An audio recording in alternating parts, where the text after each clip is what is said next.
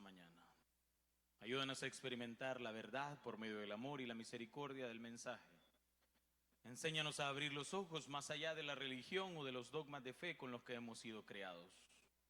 Que el Espíritu Santo hable lo que tenga que hablar y me enseñe lo que me tenga que enseñar. En el nombre de Jesús, amén. Dios les bendiga a todos, qué bueno verles aquí esta mañana. No sé si ya se saludaron, pero si se pueden estrechar la mano con el que tienen a la par, no es necesario que se levanten si gustan. Gloria a Dios porque han venido hoy. Les voy a contar un secreto ahorita. Ando algo chambroso yo. Les voy a contar un secreto ahorita porque ando algo chismosín. Un montón de gente ha faltado ahora pensando que en la noche nosotros los vamos a ver más guapos. Horrorosos los vamos a ver igual. Solo los guapos se congregaron esta mañana. Los que tampoco, horribles todos. Por eso ponemos oscuro para que no se vean. Bueno, Dios bendiga a los feos. Cuando estamos en épocas como esta y nos hablan de la Navidad y de los regalos y de las cosas, abrimos el Evangelio de Mateo, por ejemplo, y ¿qué nos encontramos en las famosas pinturas de la Navidad? Pues un bello nacimiento con la historia de Jesús, y todos conocemos la historia de María y José, y van caminando, y José cargando la carreta, y María embarazada, y llegan a un pesebre, y hay un ángel, y todo bonito. Así es la historia, y todos los cuadros son así, y todas las representaciones son así, porque la cultura de la religión en la que vivimos nos presentó el nacimiento de Jesús como una cosa bellísima, maravillosa. Es más, cuando nos imaginamos el nacimiento de Jesús, estoy seguro que más de alguno, no aquí en otra, los de Santa Tecla, piensan que ya habían árboles de Navidad, pues. Piensan que Jesús ya tenía de esas luces que hemos puesto aquí afuera y están en todos los restaurantes que cobran caro, de esas de jardín. Todo eso, así pensamos que nos imaginamos villancicos, una familia bonita, a José abrazando a María, un pesebre limpio, animales, ni siquiera era pesebre. Probablemente ni habían animales donde nació Jesús. Los cuartos donde nace Jesús, porque eran cuartos, eran como prácticamente mesones. Y muy probablemente, históricamente, Jesús nació en una segunda planta. Entonces, pero nosotros nos han pintado que estaba la vaca. La vaca es tan perfecta que tiene las manchas adecuadas. O sea, el cerdo no ha comido nada en todo el día. Ayunó para el nacimiento de Jesús. Es perfecto el nacimiento. José no ha sudado, a María no lleva el bigote sudado, nada, a pesar de que caminó. Es más, si ustedes no ven la Navidad así o no ven la historia del nacimiento de Jesús así, probablemente anden en pecado. El primer relato de Mateo, para comenzar, Mateo enfoca el relato del nacimiento de Jesús en José. ¿Cuántos hombres hay aquí esta mañana? Gloria a Dios. Por primera vez van a ser importantes porque por lo demás nos servimos. Siempre, la historia del nacimiento de Jesús siempre se enfoca en Jesús y en María. Pero Mateo teológicamente, contrario a Marcos, se enfoca en José, en el hombre del hogar. Y, por favor, muchas cosas de las que escucha aquí van a quedar grabadas igual, pero no se va a enojar. El relato de Mateo no es un relato de paz. Que a usted se lo hayan vendido así, que yo se lo venda así a mis hijos, es distinto. Pero Mateo representa una natividad caótica. El relato del nacimiento de Jesús no es una celebración para Mateo. Y ahorita ¿qué vamos a venir a hacer en la noche? Es un conflicto, es un desastre. Jesús no nace en un hogar tradicional ni ordenado. Jesús no nace en una familia perfecta. El anuncio del nacimiento de Jesús está a punto de romperle la vida a dos personas. Imagínense esto. Cuando hablamos de Jesús y de su nacimiento, como les dije, todos pensamos en María y en Jesús. Pero nadie piensa en el pobre José. Nadie se enfoca en que este hombre estaba pasando los momentos más difíciles de su vida. Y probablemente esto no lo escuchemos muy seguido, pero el anuncio del nacimiento de Jesús era casi causa de motivo de divorcio para sus padres. Así es el nacimiento de Jesús. Una causa de motivo de divorcio. El escenario es caótico, la Navidad en medio del caos. Para comenzar, primer siglo, época difícil, complicada, Imperio Romano, religión, pueblo subyugado, época religiosa machista, y las normas sociales eran bastante crueles y cuestionables. Y de repente, una mujer embarazada. El agregado es que ambos no estaban casados, no estaban unidos. Y tenemos a José, un hombre justo, pero que no entendía nada, no sabía qué es lo que estaba pasando, pero su reputación estaba en juego, su testimonio. Repito, tenemos a María embarazada, sin saber cómo. Tenemos a la comunidad lista para apedrear a María cuando revelen que María salió embarazada y no es de José. Listos, como cada uno de nosotros, listos para cuando veamos que aquel empezó a caer de la iglesia. Ah, ya se echó la cervecita. Ya lo vi fumando. Listo para tomar screenshot y mandárselo al pastor. Mira lo que estaba haciendo este individuo. Mira el que toca en la iglesia. Así somos. Así estaba la comunidad. José, complicado el corazón, complicado en su vida. La gente listos para señalar y criticar. Y así comienza el evangelio de Noche de Paz, con un divorcio a punto de ser consumado. Qué bonita la Navidad, ¿verdad? Imagínense esto. En medio de ese caos, en medio de ese dolor, en medio de esa incertidumbre, en medio de esa crítica, ahí decide hablar Dios. Ahí. El evangelio pudo haber empezado igual que el de Marcos, que comienza con dos ancianos estériles. Pudo haber iniciado con un gran trono en Jerusalén diciendo: y el Mesías nació en el trono más grande. O quizás en nuestro contexto actual, el evangelio pudo haber comenzado como: y se inició la campaña cruzada evangelística de milagros, profecía, apostolado, llamamiento, unción de aceite. No, Jesús dice, bueno, Dios dice: yo quiero que mi hijo nazca en un hogar fracturado. Sépelo. Pero ¿cómo si el pastor me ha dicho que la familia es el primer ministerio?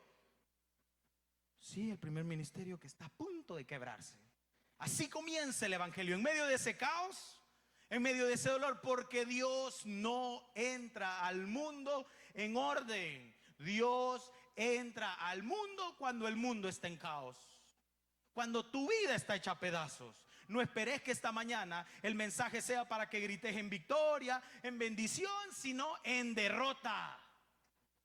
Para los derrotados es este mensaje, para los cansados, para los que ya no pueden más, para los que también esta mañana, como María y como José, se quieren divorciar. Para esos. Para los que no tienen motivos de celebrar, para los que tienen luces, árboles, villancicos, pero su vida está hecha de un caos. Porque Dios es experto en actuar cuando todo se está por caer en pedazos. El mensaje de esta mañana es para los corazones que están a punto de quebrarse, para las madres solteras, para los hombres y mujeres divorciados, para los que han pecado antes de venir a la iglesia, para los que han fallado, para los que fueron rechazados, para los que van a ser excluidos de las celebraciones. El mensaje de Jesús es para todos aquellos pecadores que no son permitidos dentro del templo. Solamente son admitidos en un pesebre fuera de la gran ciudad. Jesús, y esto aunque le incomode al círculo religioso, no nació en una familia perfecta. No nació en un estudio con fotografía y sus papás descalzos.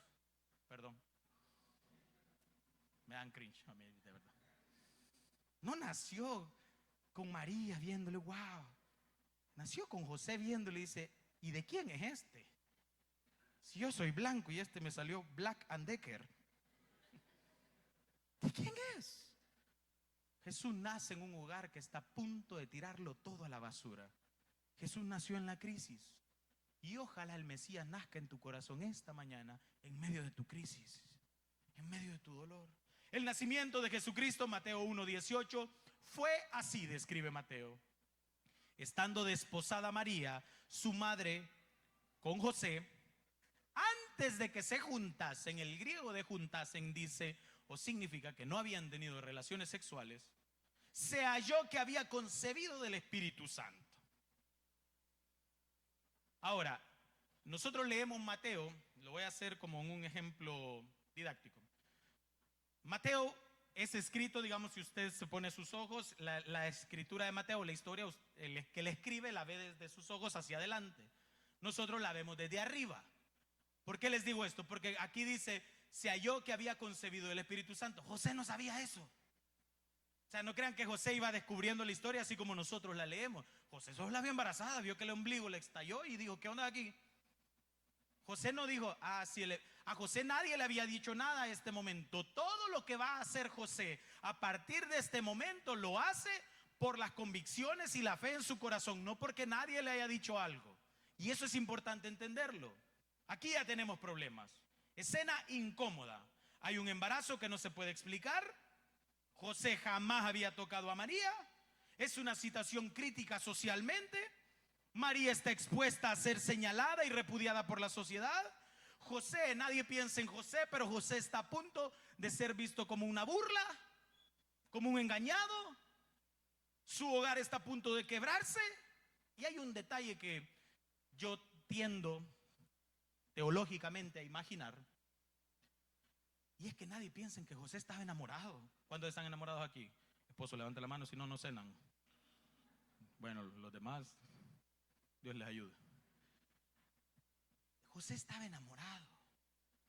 Y que te digan que el amor de tu vida está embarazada y no es tuyo. ¡Ja! Los machos de la casa ahorita. Ay. Nadie piensa en el corazón de José. Porque como somos tan religiosos, inmediatamente le metemos la carga al José de turno de decir, pero tenés que creer en los planes de Dios. No, acordate que en medio de la enfermedad ahí algo quiere hacer. Eso es ser miserable de corazón, hombre. Si está doliéndole al pobre José que la niña le salió embarazada y no es de él, ¿quién piensa en él? ¿Quién piensa en el enfermo? ¿Quién piensa en el caído? ¿Quién piensa el que lo están dejando? ¿Quién piensa el que no tiene que pagar? ¿Por qué seguimos respondiendo con frases religiosas? Dios va a proveer. ¿Por qué no ayudamos?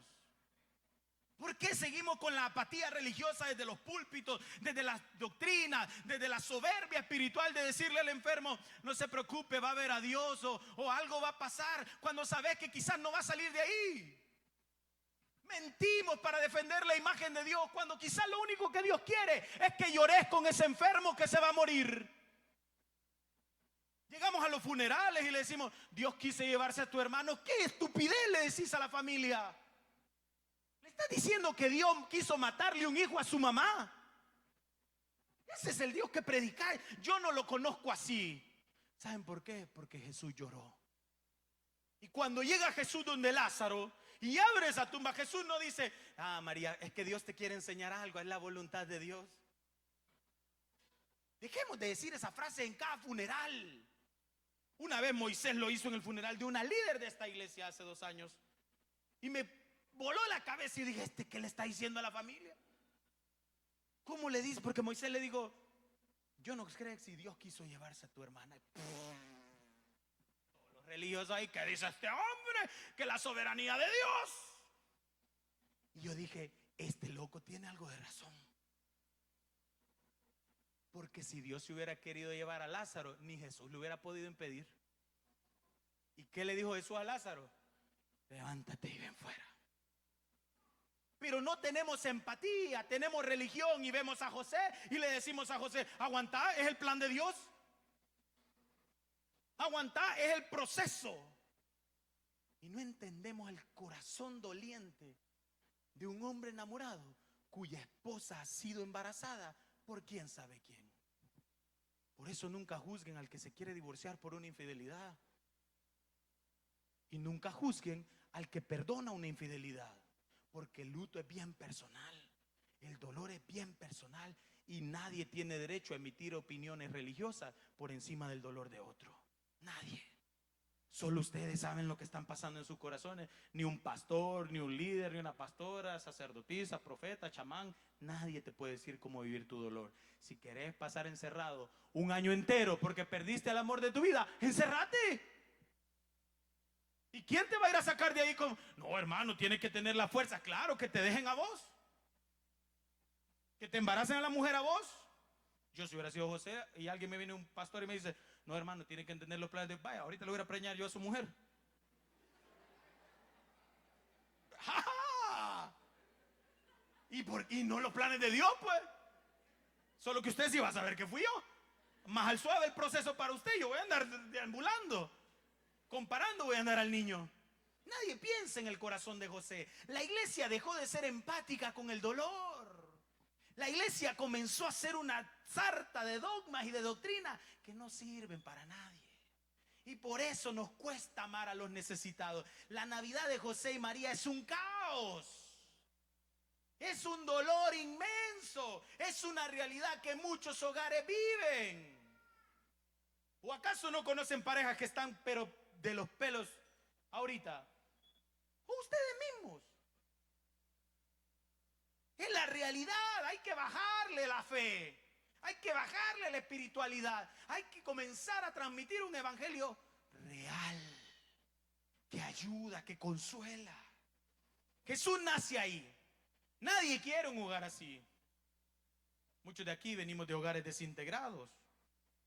Y muchos de aquí sabemos lo horrible que es eso.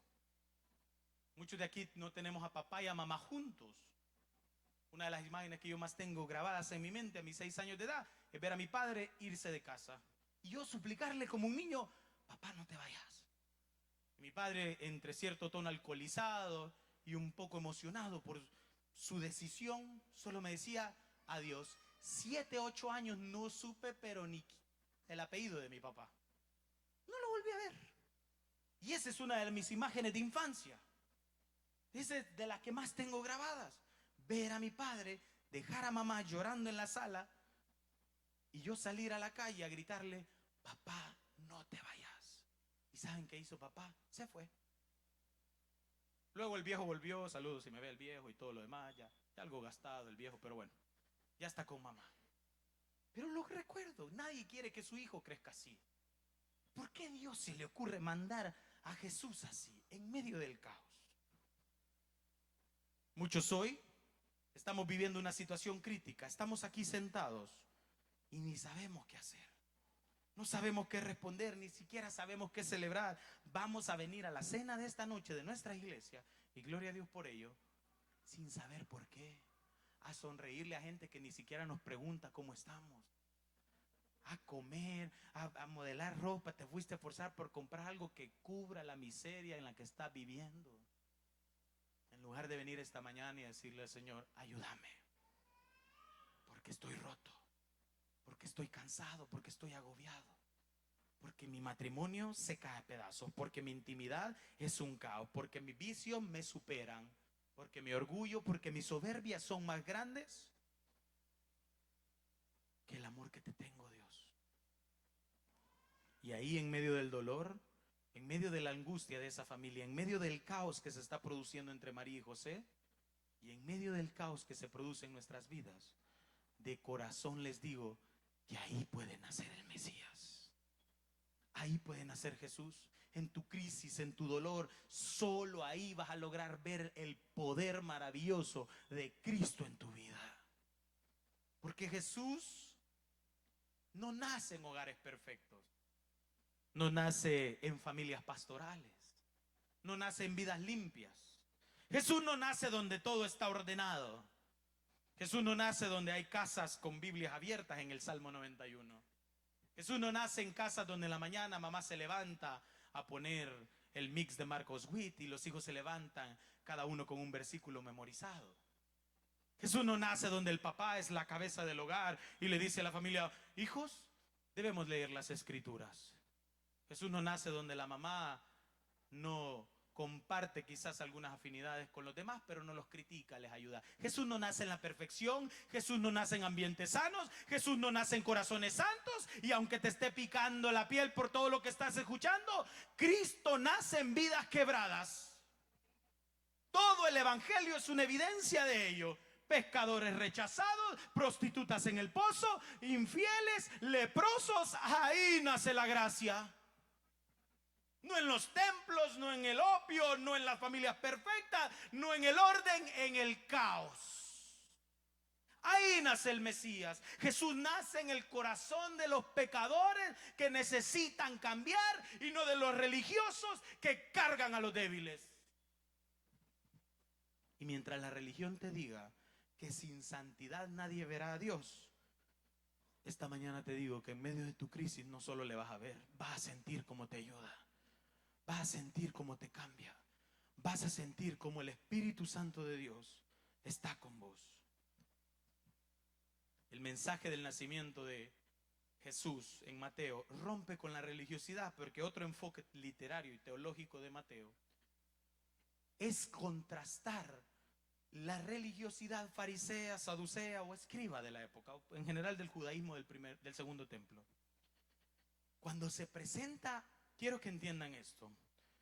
Normalmente cuando decimos que vamos a votar por un presidente de la república, el que sea, normalmente decimos, y ese es un secreto popular, no, que tiene que ser un empresario o una persona que ya sea rica para que no robe, o una persona que sea preparada. Todos tenemos expectativas de nuestros líderes grandes. Y vos vas a votar por el que tiene mejor currículum. Entonces decís, es más, cuando vamos a pensar en una figura de liderazgo nacional, siempre pensamos en los grandes apellidos, en las grandes casas, en las grandes familias. Los judíos no eran diferentes. Pensaban que el Mesías se iba a nacer de un linaje de David. Por eso Mateo capítulo 1 es la genealogía.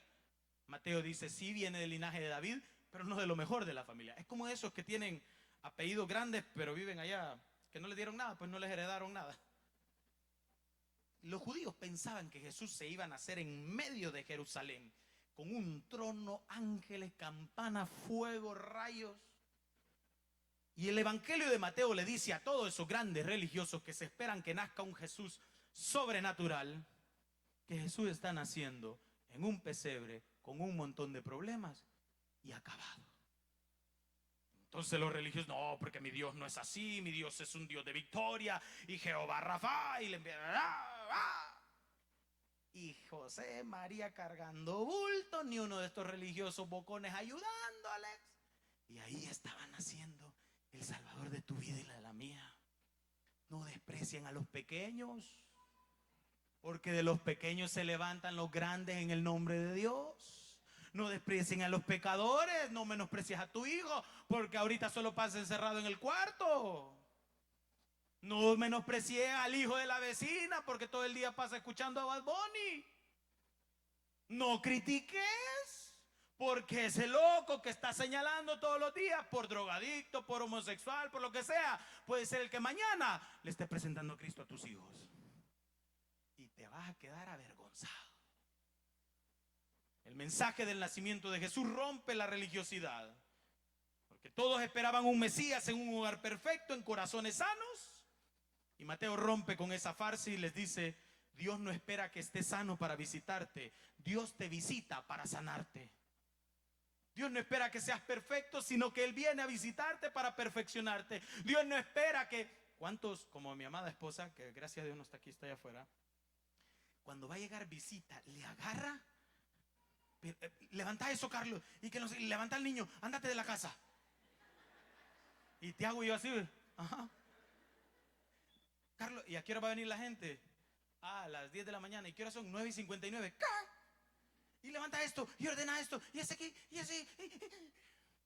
Y te hago yo así como, esta china no sabe, le decimos. Dios no está esperando que cuando te diga, hijos, lo voy a visitar, ordenemos, no pequemos. No, Él te va a visitar por sorpresa en tu dolor. Y lo va a ordenar, y te va a cambiar la vida. Dios te visita para ordenar tu vida, y muchos creen que deben de arreglar su vida para acercarse a Dios. Y si hoy es tu primera o segunda o tercera vez congregándote en una iglesia, no esperamos que seas santo. Es más, los que llevamos 10, 11, 12 años, 15, 20 en esto, no lo somos tampoco.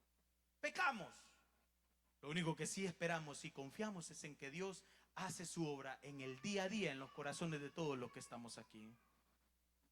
Hoy tu vida debe ser honesta. Sean sinceros. Quítense las máscaras religiosas, Heaven. Y párense delante de Dios esta mañana y díganle: estoy mal, me encuentro mal por esto, me encuentro mal por aquello, tengo un desorden en este cuarto de mi corazón, tengo un caos en esta esquina de mi alma, financieramente me caigo a pedazos, tengo 4 novias, 8 esposos, soy vicioso. Abran su corazón, porque sé que algunos no lo hacen, porque cuando hacemos eso la religión nos rechaza, pero Cristo está esperando que expongas tu caos para ordenarlo. Sé que muchos no confiesan esto delante de Dios, no delante de nosotros, porque nosotros no somos nadie, por el miedo al que dirán. Y justo ahí el poder de Dios se manifiesta, amigos. La religión te va a exigir una vida que nadie puede llevar, y Dios te va a dar una nueva vida. Entonces dice que cuando José supo esta noticia, o vio que María estaba embarazada, el verso 19 dice lo siguiente: José, su marido, o sea, al darse cuenta de que María estaba embarazada, como era que justo. Este término justo, nosotros lo entendemos como que era buena onda, el tipo, y justo en el griego, basado en el texto, en el pensamiento del judaísmo del segundo templo, significa un hombre riguroso en el cumplimiento de la ley. Ese man cumplía a cabalidad el ayuno, por ejemplo, de 1 o 2 veces a la semana que tenían los fariseos de guardar el Yom Kippur, el sábado. Era un hombre justo. Ahora, su justicia era vista desde un punto de vista religioso, pero su corazón era distinto al del resto de justos. Como que digamos que José era cristiano, pero hay unos cristianos que son amorosos, pacientes, bondadosos, y hay otros que son el hacha de Dios. Esos son los que condenan, sepultan, te llevan de un solo las alabanzas al entierro. Entonces José dice, como su marido era justo, no quería infamarla. Sabía José que si le decía que estaba embarazada y la exponía, pues le iba a ir mal. Entonces, ¿qué quiso hacer José? Dejarla secretamente. Ahora, este pasaje es maravilloso. Es una cachetada a la religión, porque Mateo describe a José como justo, pero, me encantan estas cosas cuando se sale del guión. Si José, oigan bien esto, si José exponía a María, era correcto, era justo, porque la ley así lo decía. No, y la ley, cuando hablamos de la ley en este tiempo, hablamos de la religión. Así era justo. Él podía haber destruido la vida de María y tener a Dios como pretexto para hacerlo. Y no le hubieran dicho nada, porque esa era la idea de justicia de esa sociedad. Una idea de justicia religiosa. Misma idea absurda y ridícula que tenemos algunos como yo de la santidad. Y la aplicamos dentro de nuestras congregaciones, donde el que falla obviamente necesita ser corregido. Si un hijo falla, no hablo del hogar del padre, no, aquí nadie tiene padre espiritual ni nada de esas tonterías, pero si un hijo falla, obviamente papá y mamá van a ir, lo van a amarrar a la cama y lo van a corregir. Pero en las iglesias, no sé quién implantó esta idea, pero el que falla, parece como que el pastor, los líderes y la iglesia en general tienen derecho a ponerlo en disciplina. No sé quién se inventó ese concepto, amigos, de la famosa disciplina. Sé que a varios de ustedes han estado ahí, en ese calabozo. Amén. Se lo merecen. No sé, de verdad de corazón les digo, no sé quién se inventó eso. De verdad, eso es como haber agarrado la Biblia de papel higiénico. No sé de dónde salió. No sé quién nos enseñó que cuando el que falla, la iglesia, el pastor, los líderes, todos tienen el derecho de humillar a otros, de quitarles privilegios. No sé quién se inventó esas cosas, de exigirles cuentas y hasta de expulsarlos de los templos, porque Dios demanda santidad según ellos. Hipócritas, hipócritas, hipócritas. Eso es ser miserable con el corazón del que ha caído. Porque si cualquiera de nosotros se mete al negocio de la fe, a servir, a ser pastor, líder, a cualquier área de servicio dentro de una congregación que llamamos iglesia, debe de estar dispuesto a soportar y amar a las personas hasta el día en que se muera. Pero si tu corazón no tiene la capacidad de amar a aquel que va a pecar toda la vida, vos no conoces el poder de Dios. No lo conoces. Si tu respuesta inmediata ante el pecado de tu prójimo, del que tenés sentado a la par, es decirle al pastor que lo ponga en disciplina, vos no conoces el amor de Dios. No conoces la corrección de Dios. Porque de intimidad les digo algo, desde mi intimidad, no hay mayor corrección que cuando el pecador, cuando el que hemos fallado, cuando el que ha cometido el peor error de todos, de repente llega delante de la presencia de Dios. Eso es inexplicable. Y en lugar de ver a un Dios que dice, sos una basura, arrepentí, y ya no vas a predicar, y estás en disciplina 6 meses, y me tenés que mandar una selfie donde estás durmiendo todos los días. Ves que el Dios Todopoderoso, no un gato como yo, el Dios Todopoderoso te ve llegar sucio, drogado, no sé en qué condición, en la peor, y te dice, hijo, has vuelto a casa, y te abraza. A los religiosos les quema esta escena, les quema que un Dios santo, fuerte, todopoderoso abrace pecadores, abrace a los necesitados. Les quema ver que Jesús esta Navidad va a comprar el chumpe, no para los pastores de Santa Ana, sino para los pecadores. Y con ellos se va a sentar y se van a parar en las ventanas a ver cómo es que José y María siguen juntos. Si María tuvo un hijo que no es de José, algo no me cuadra, están fingiendo. Así. Y van a cuestionar tu Navidad. Y van a cuestionar que a pesar de que este año no ha sido el mejor año, vos esta Navidad en el nombre de Jesús vas a estar en paz con Dios. Y te van a señalar porque no, pero si yo vi lo que hizo todo el año. Y en una noche el maestro te cambia la vida. Nos irrita. Queremos disciplina, queremos santidad, queremos rigurosidad religiosa que no vivimos, amigos. La iglesia necesita amor, y amor no es libertinaje. Amor no es, y pueden preguntarle a los servidores de esta casa, no, es que pastor, es que hay un límite. Si yo no soy papá de nadie aquí, amigos, aquí hay madres que tienen a sus hijos sirviendo aquí, y como que yo se lo voy a corregir, con que ni Tiago me hace caso, pero a él sí lo puedo golpear. Pero la gente piensa que el pastor tiene como este poder sobrenatural de decirle, exhortación, dicen algunos.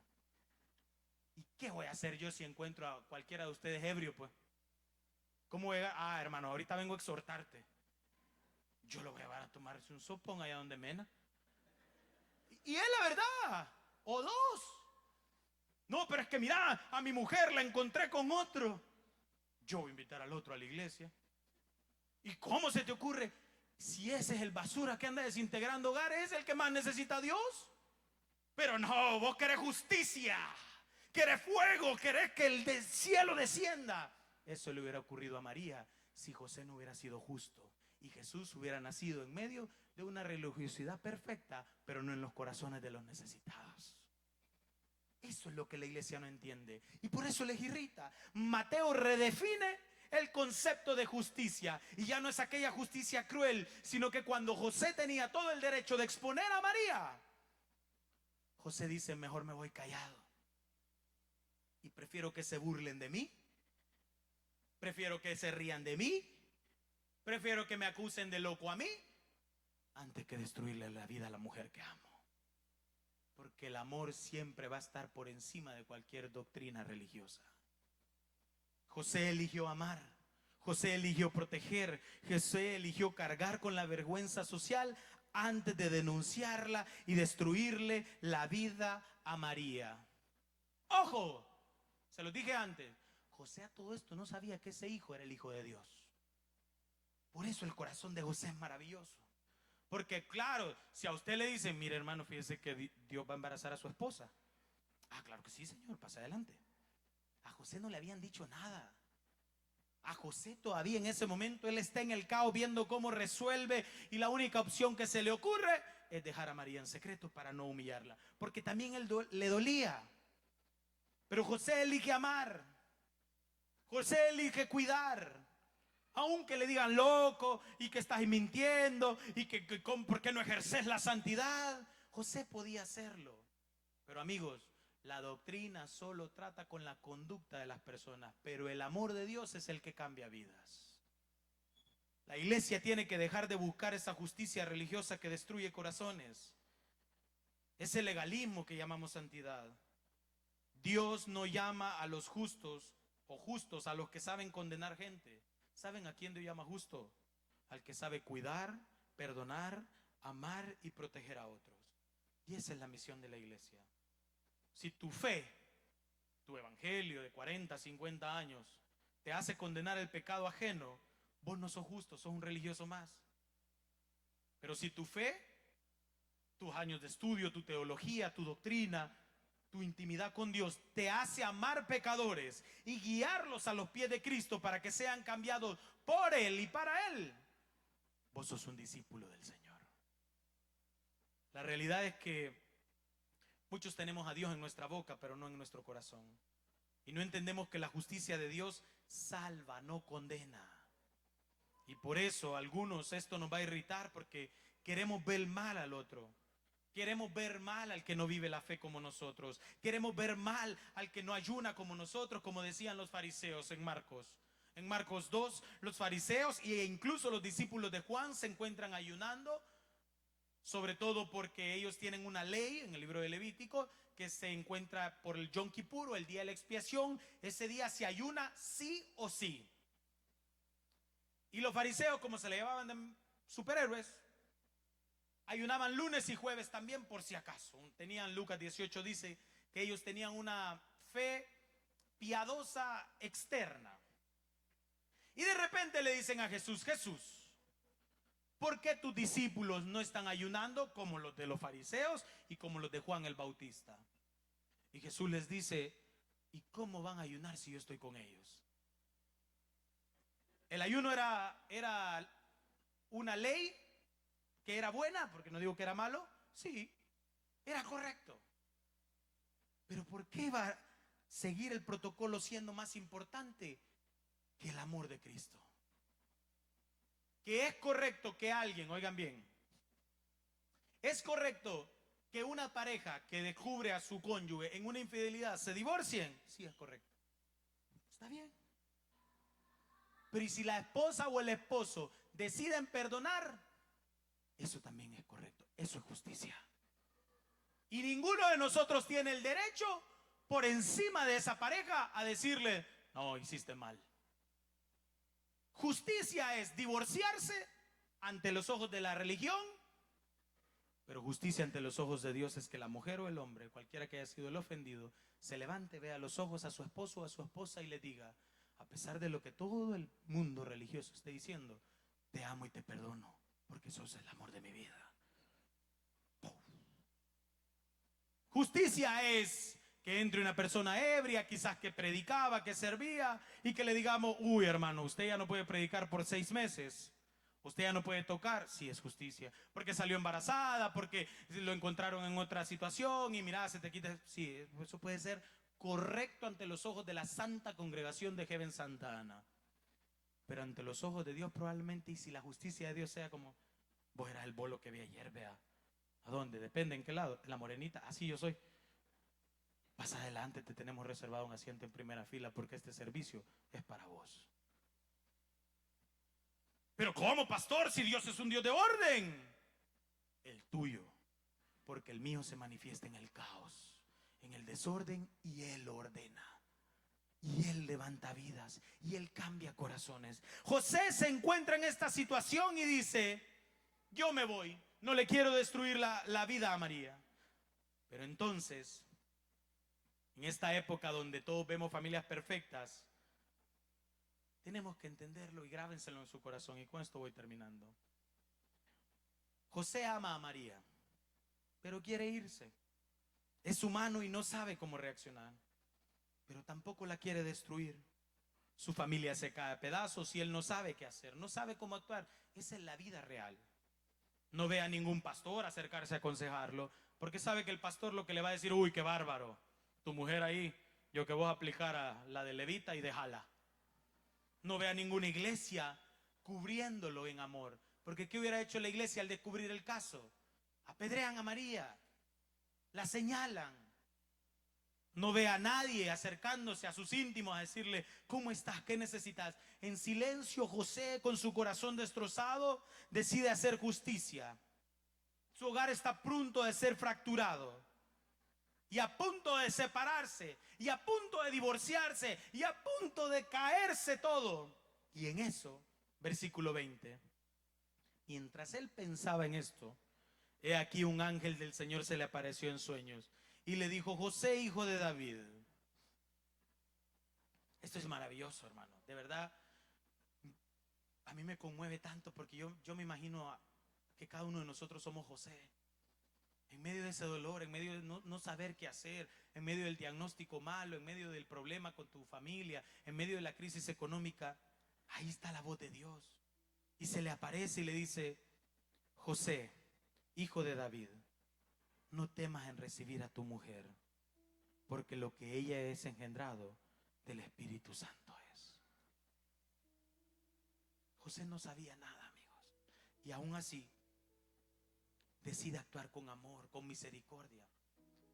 Vos no sabés lo que estás haciendo ahora quizás, pero siempre busquen actuar con los valores de Cristo, con los valores del reino. Siempre busquen cuidarlos a los más necesitados. Y le explica el ángel: esto es lo que va a pasar, José. Y dará a luz un hijo, y llamará su nombre Emanuel, o Jesús, como dicen las Biblias, porque salvará a su pueblo de sus pecados. Imagínense esta escena, en medio de un hogar que se va a divorciar, de una mujer repudiada. Si José abría la boca, en medio de un corazón roto como el de Josecito, que él pensó: me fue infiel, pero la amo y ni modo, mejor me voy, que sea feliz con el otro. Imagínense esa escena de este hombre. Nadie piensa en el corazón de José. Imagínense María, queda sola, embarazada. ¿Qué va a hacer? ¿Quién la va a ayudar a criar? ¿Quién paga los pañales?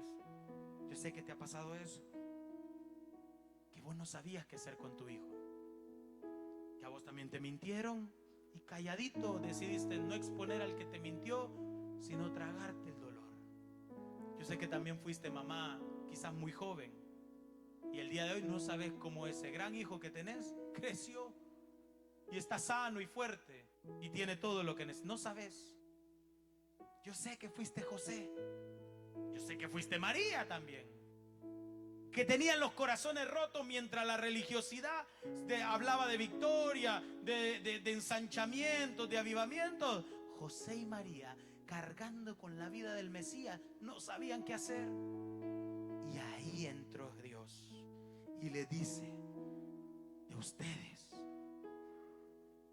de ustedes, de ustedes que se quieren divorciar, de ustedes que pecaron ayer en la noche, de ustedes que en la mañana no querían venir a la iglesia porque estaban hartos de todo, de ustedes que fueron expulsados de otras iglesias por sus conductas, por sus preceptos, de ustedes que te dijeron que eras maldito por no ofrendar, de vos que te dijeron que tenías una maldición generacional, de vos que te has casado 2 o 3 veces, de vos que tenés hijos de distinto padre, de vos que sos homosexual, de vos que tenés algún vicio oculto, de vos que te seguís masturbando cada noche, de vos, de ahí en medio de ese pecado, aunque le incomode a la élite religiosa de Santa Ana, de vos puede nacer el Mesías, de vos puede nacer el Espíritu Santo de Dios, porque tu vida la puede transformar Cristo. Y ese es el fundamento de la fe, creer que de ustedes, ¿qué dice que van a ser? El Mesías, Jesús. ¿Y por qué Jesús? ¿Por qué Emanuel? No, pastor, usted es muy permisivo, ¿cómo puede decir eso? Porque Él salvará a su pueblo ¿de qué? De sus pecados. Jesús es para pecadores. Todo esto, le dice, aconteció para que se cumpliese lo dicho por el Señor por medio del profeta. Habla de Isaías. He aquí una virgen concebirá y dará a luz un hijo, y llamará su nombre Emanuel, que traducido es que ¿Dios con quién? Créalo, créalo. No, pero es que me dijeron que en la iglesia, que aquí, que hay que pasar el proceso y que el Big Heaven. Dios con nosotros. Cristo vive y ya está ahí caminando entre su dolor, entre su angustia, entre su necesidad, entre tu carga, entre lo que no sabes qué hacer. Ahí va a nacer la esperanza de tu vida. Y esto es maravilloso, porque en medio de la crisis, en medio de la separación, en medio del dolor, en medio de un hogar disfuncional, en medio del caos de tu Navidad, hoy Cristo te dice: Dios está con nosotros. Dios está ahí. Cuando lloras en secreto, Dios está ahí. Cuando lloras sin consuelo, Dios está ahí. Cuando la iglesia no está, Dios está ahí. Cuando tu familia no está, Dios está con todos. Sé sincero esta mañana. Dios está ahí en medio de tu mar de dudas, en medio de ese silencio que no te da respuesta. Dios está ahí en medio de la indiferencia del mundo. Dios está en esta Navidad en medio del caos. El anuncio más importante de la historia, la esperanza más grande de todas. Oigan bien esto: la mejor noticia de la historia de la humanidad, Dios no se la da a ningún profeta, no se la da a un gran pastor, no se la da a un gran líder, no se la da a un gran apóstol. El anuncio que cambia la historia de la humanidad, Dios no se la da a un gran predicador, a un gran sacerdote, a un gran ungido, a un hombre con un gran llamado. El anuncio más importante de la historia llega a un hogar quebrado, a una familia sumergida en miedo, dudas y dolor. Llega a un hombre que quiere abandonar a su mujer, y llega a una mujer que no sabe qué hacer con la vida. Llega a un hogar que está a punto de caerse. Ahí llegó la noticia más grande de todas: va a nacer el Mesías, el Salvador del mundo, el Hijo del Dios viviente, Emanuel, Dios con nosotros. Hoy a nosotros, a lo vil, a lo menospreciado, a eso se escogió Dios. No solo para avergonzar a los sabios, sino para llevar un mensaje de esperanza y de paz en medio del caos. De eso se trata Jesús, amigos. De eso se trata el Evangelio. El Evangelio del reino es la esperanza que muchas familias necesitan, y es el mejor regalo que podés recibir hoy. Cuando nosotros empezamos a hacer Heaven acá en Santa Ana, nunca fue nuestro objetivo formar la mejor organización religiosa. Y los que me conocen desde hace ya 3 años saben que yo me puse un objetivo en el nombre del Señor, personal, mío, no es llamado, no es nada, es mi locura mía, no es mi imposición a los demás ni nada. Yo dije: yo quiero ir a lo peorcito. Y me recuerdo que la primera vez, y me alegra ver de nuevo a Noé y a Wendy por acá, que fuimos a evangelizar, ellos me llevaron al Parque Colón, creo que se llama. Íbamos en un pick-up atrás, íbamos como 5 o 6, no sé dónde están Noé y Wendy. Íbamos pocos, y ellos nos recibieron en su casa y preparamos. Y yo vi unos cuartos rojos ahí, hermano. Ajá. Y tú: no, pero ahí no, me decía otro hermano, que no, pero ahí no, me decía que no sé qué. Ahí, digo yo, ahí me gusta, dije yo. Ahí hay luces como en Heaven, dije yo. Y estaban unas amables damas en la entrada. Y ahí dije yo: no, pero nos van a ver más que andamos uniformados. Estos chinos no saben, le dije. Ahí. Y de repente, no sé si se acuerdan también acá, se nos acerca un vendedor de dulces. Bueno, ellos estaban predicando en los parques. Y se me acerca un vendedor de dulces. No sé si le decían pistola o metralleta, no sé, tengo una foto con él en mi Instagram. Y me dice: ¿y usted qué hace? Me dice. Igual que vos, vendiéndole. ¿Y qué vendeme? A Cristo, le digo. ¿Ah? Sí, le digo. Y él me dijo, viéndome a los ojos: se me murió mi mamá ayer, me dijo, pero como no tengo para comer, tengo que seguir vendiendo dulces, me dijo. ¿Y sabe qué más? Me dijo. Pero entre sonreía y lloraba: se me murió mi hermano hace 2 meses. Y yo dije en ese momento: por este vinimos, dije. Por este, que nunca se congregó acá. Le hablé porque yo le dije, dame tu número, te voy a ir a traer el siguiente día para que vayamos a la iglesia. Nunca me contestó. No sé si seguirá vivo o qué. Pero por esa gente tuvimos que preparar el café, montar el pick-up, llegar a esa zona. Por esas prostitutas tuvimos que prepararlo todo. Por ellos. Por la gente que en silencio sufre, amigos.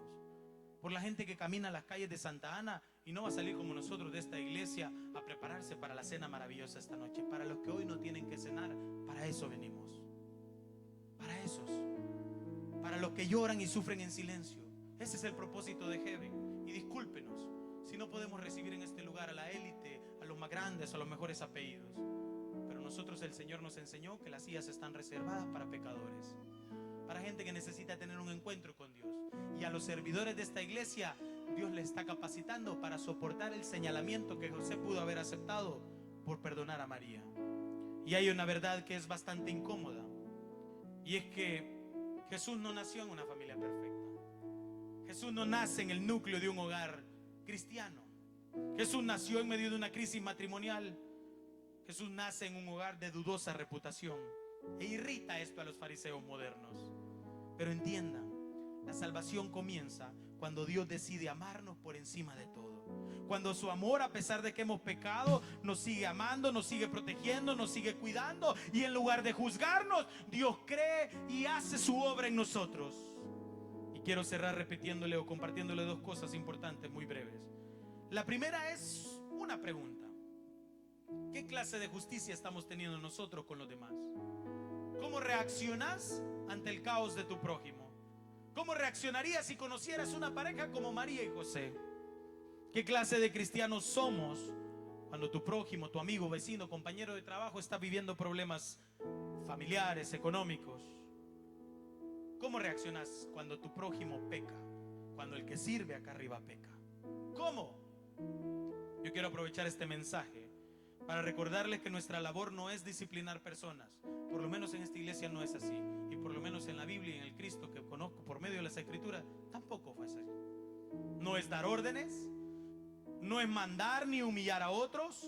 Y contrario a lo que otros te digan, y no me crean a mí, por favor, nunca le crean a alguien que se para aquí con un micrófono nada más. Vayan, lean, estudien, cuestionen lo que escuchan. Cuestiónenme, escríbame. Seguro que lo que dijiste es cierto. Cuestionen cada palabra y está grabada. No solo, que la Biblia dice cosas que están mal interpretadas muchas veces o mal traducidas. Hay que ir más allá.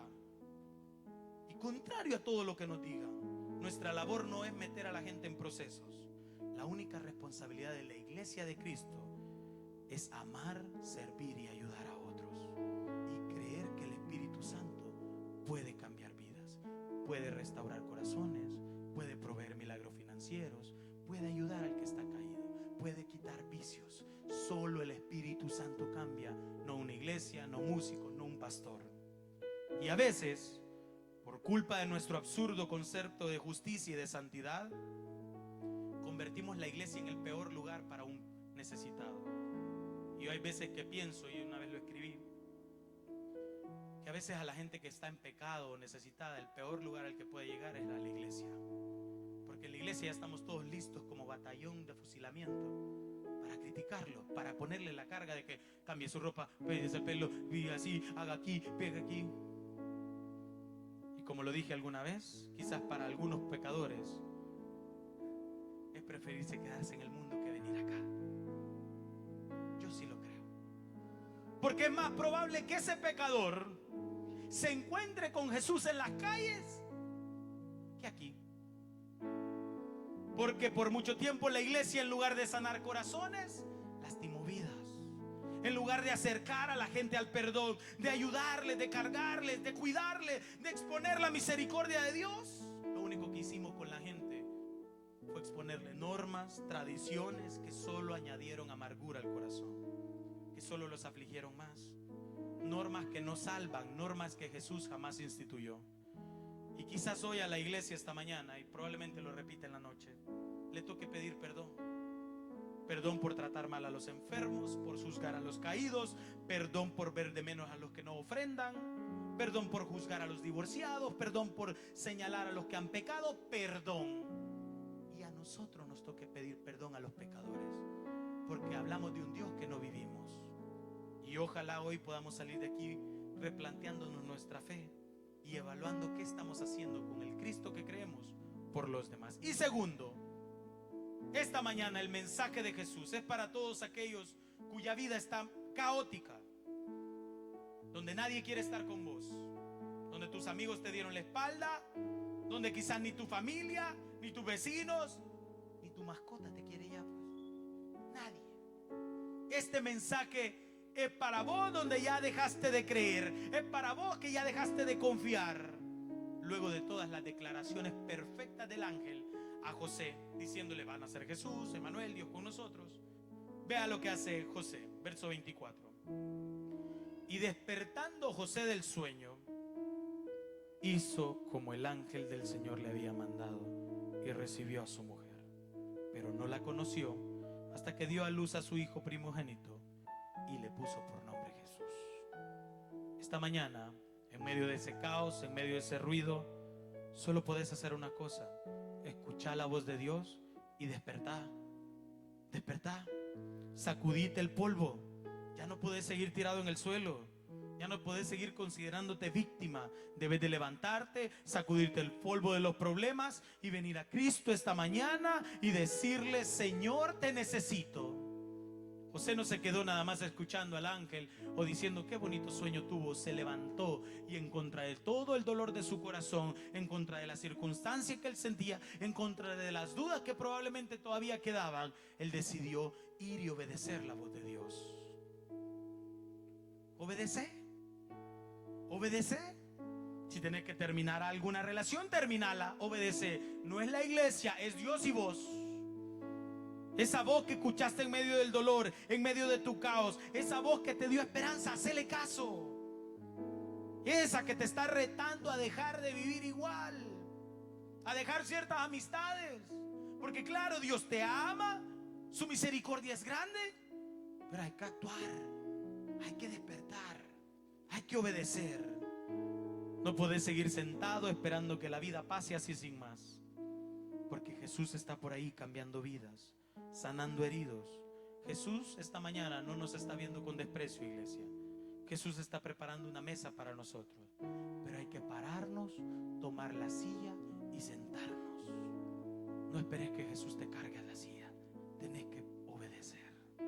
Pongámonos de pie esta mañana. Y antes de irnos de acá, a ponernos pestañas y todo lo que nos vamos a poner, a cubrir toda la belleza que Dios les ha dado. El evangelio es para nosotros, amigos. Para los que ahorita venimos esta mañana con dolor, perdidos. Los que ahorita ya topamos. El evangelio son buenas noticias y van a ser siempre buenas noticias para los que vivimos una Navidad en caos. El evangelio es para nosotros, amigos, para todos aquellos que esta mañana estamos de pie expresando que necesitamos de Dios. Quiero invitarle a que pueda cerrar sus ojos y que piense en Jesús y cómo aún en medio del desorden Jesús nos sigue visitando. Porque no negamos, Señor, que pecamos. No negamos que te fallamos, Señor. No negamos que no hacemos lo correcto, que nos cuesta. Lo que no dimensionamos es que nos seguís visitando en medio del caos, que me seguís amando, Padre, cuando yo a veces ni siquiera venir quiero, que me seguís amando cuando sigo sin perdonar a mi esposo, a mi esposa, que me seguís amando a pesar de que sigo señalando a otros y no puedo responder a tu amor con una fe hipócrita, Señor. Esta mañana, amigos, así como están con sus ojos cerrados,